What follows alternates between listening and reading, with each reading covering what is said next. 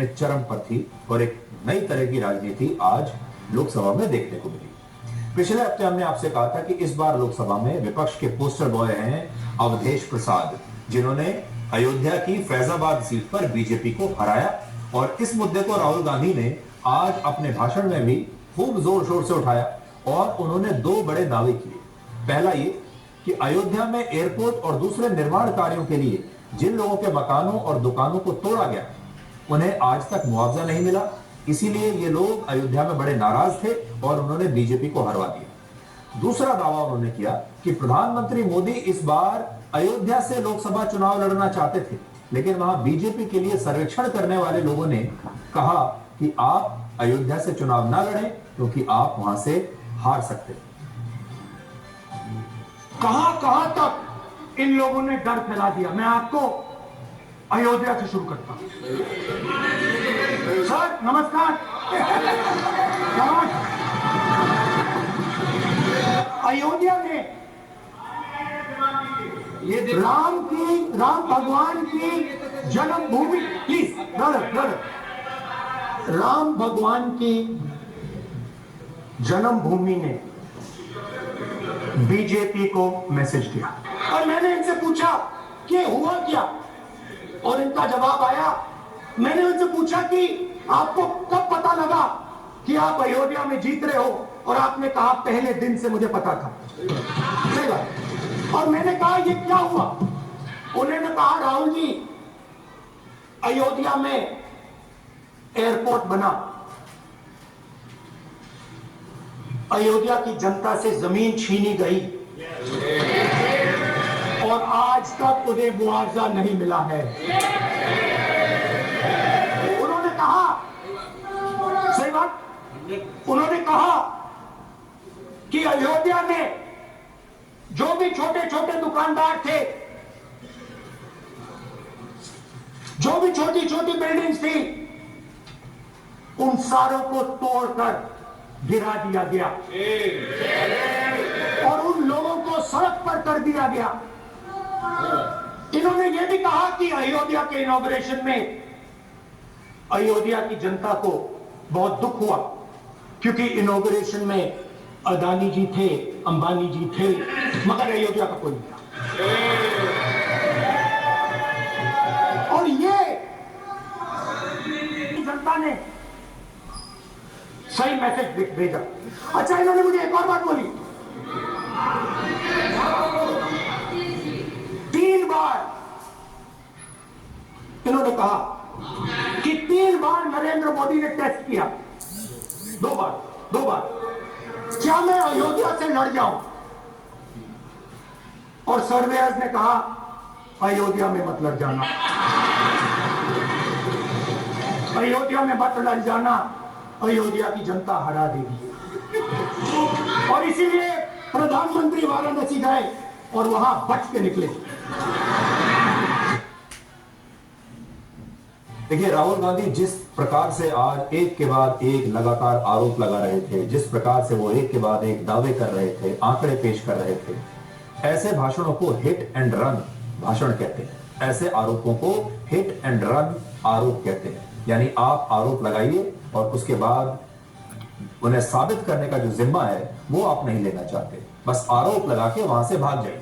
और राहुल गांधी ने आज यही कहा, ताबड़तोड़ खटाखट आज उन्होंने बहुत सारे आरोप लगा दिए, बहुत सारी जानकारियां देश को दे दी, बहुत सारे दावे कर दिए, लेकिन उन दावों के पीछे सत्यता क्या है, आंकड़े क्या है, ये उन्होंने नहीं बताया।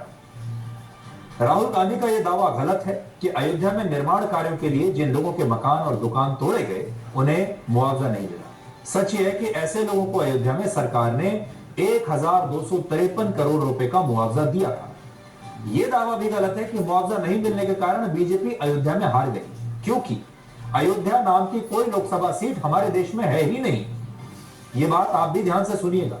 जिस सीट पर बीजेपी हारी है उस सीट का नाम है फैजाबाद, और इस फैजाबाद सीट पर लोकसभा की सीट में 5 विधानसभा क्षेत्र आते हैं, और इनमें अयोध्या विधानसभा क्षेत्र में जो इनमें से 5 में से एक विधानसभा क्षेत्र है अयोध्या की विधानसभा क्षेत्र, उस क्षेत्र में बीजेपी ने समाजवादी पार्टी से ज्यादा वोट मिले हैं, यानी अयोध्या में बीजेपी जीती वहां हुए निर्माण कार्यों को फैजाबाद की सीट पर बीजेपी का हार बताना कैसे सही हो सकता है?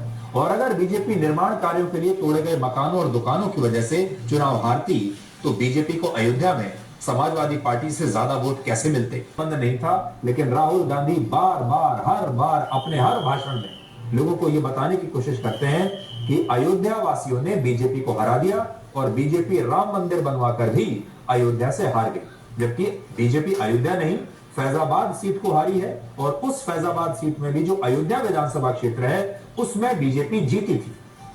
राहुल गांधी ने आज एक और बड़ी घोषणा की। उन्होंने आज अग्निवीर योजना को लेकर दावा किया कि अग्निवीर योजना में शहीद होने वाले जवानों को शहीद का दर्जा नहीं मिलता और ना ही उन्हें कोई मुआवजा दिया जाता है और मोदी सरकार अग्निवीरों के साथ यूज एंड थ्रो की पॉलिसी अपना रही है। ये उन्होंने क्या कहा अग्निवीर के बारे में, जरा देखिए। कुछ दिन पहले मैं पंजाब में अग्निवीर के परिवार से मिला। सुनिए अग्निवीर के परिवार से मिला। छोटा सा घर था, छोटे से घर में अग्निवीर शहीद हुआ, लैंडमाइन ब्लास्ट में शहीद हुआ। मैं उसे शहीद कह रहा हूं, मगर हिंदुस्तान की सरकार उसे शहीद नहीं कहती।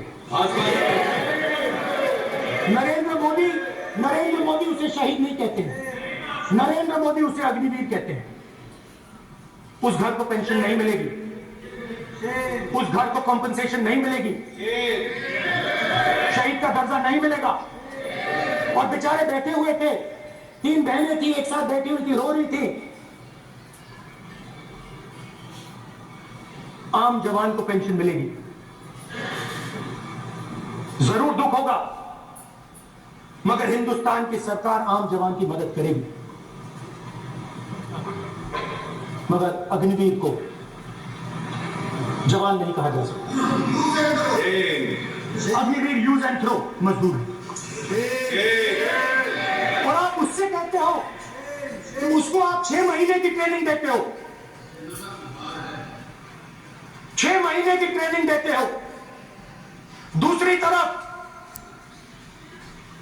चाइना के जवान को 5 साल की ट्रेनिंग मिलती है, राइफल लेकर उसके सामने खड़ा कर देते हो, उसके दिल में भय पैदा करते हो।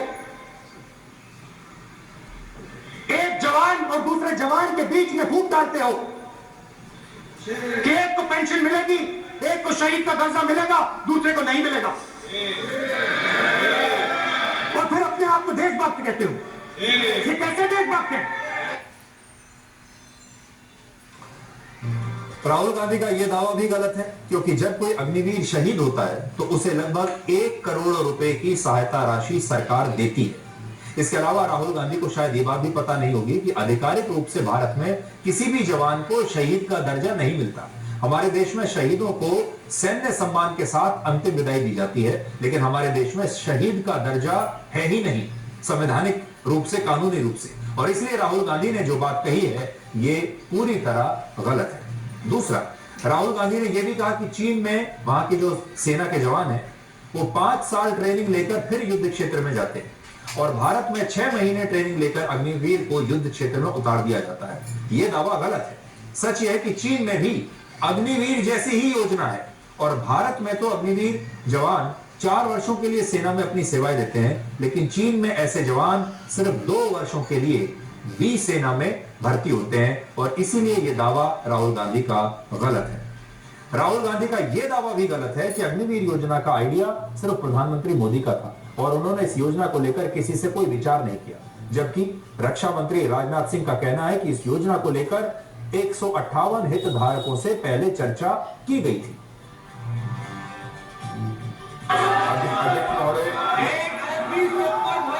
अध्यक्ष महोदय, मैं एक बात से अनुरोध करना चाहूंगा, गलत बयानी करके सदन को गुमराह करने की कोशिश की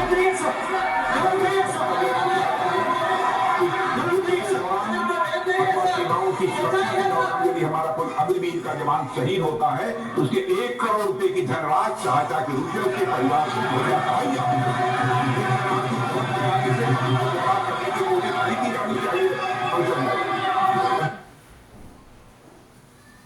और एक और बड़ी बात राहुल गांधी ने कही, और उन्होंने कहा कि जब हमारी सरकार आएगी तो हम अग्निवीर योजना को समाप्त कर देंगे। तो राहुल गांधी का कॉन्फिडेंस भी देखिए, क्योंकि वो इसी अभी दुनिया में जी रहे हैं।